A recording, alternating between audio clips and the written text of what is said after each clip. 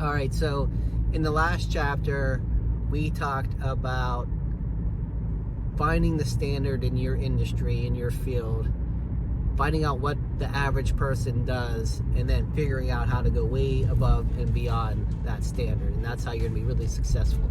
The next layer to that is preparation. So in everything I do, I'm going above the standard, and I'm gonna start that small. I'm gonna find a little standard every week and improve on it, but then I'm gonna prepare. So whatever field that you're in, whether you're a server, you're selling hats, you're selling windows or HVAC or landscaping, if you're selling services or your SEO or marketing, whatever, anything at all, you can prepare. You can find the standard to meet it, and you can prepare. So if you're a server and you want to maximize the customer's bill, and there's nothing wrong with that. There's studies that show that the more people pay, if they're guided right, have a good server, the better time they have, the better experience they have, and the better they tip. So a good server is going to prepare. A good server is going to understand what the specials are, taste the specials, understand nuances and different things that you can combine. Hey, if you like this meal, a lot of people don't use this sauce, they use this sauce, and it creates this different dynamic if that's where your hesitation is. And so it's that type of preparation.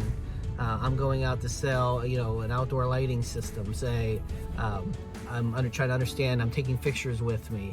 I might bring fixtures and a transformer to set them up so people can see what they look like at night. What are all the questions that are going to be asked? If they say, I don't know what this is going to look like, am I prepared to deal with that? So preparation is this next level.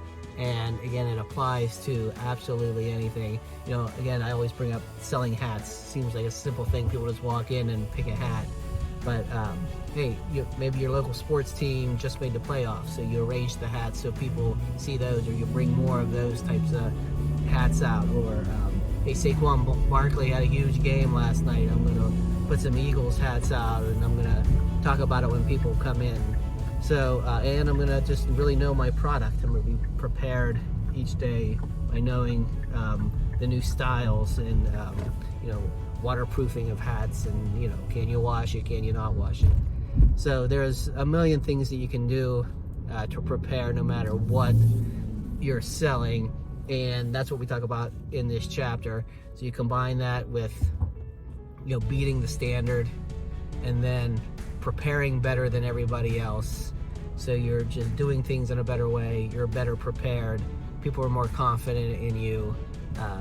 That's the next level, and then in the next chapter we're going to talk about how you can be prepared, be that next level, and then roll with the punches when you're in front of the customer, which is the third level of what I call effort. So all of these things are require effort: the preparation, the finding the standard, the beating the standard, then learning how to roll with the punches when drop your script whenever the customer goes into a different direction, and know how to do that. Don't just sit there and hey, I prepared to this, I'm going to stick to it. So these are all the things that make you a great salesperson.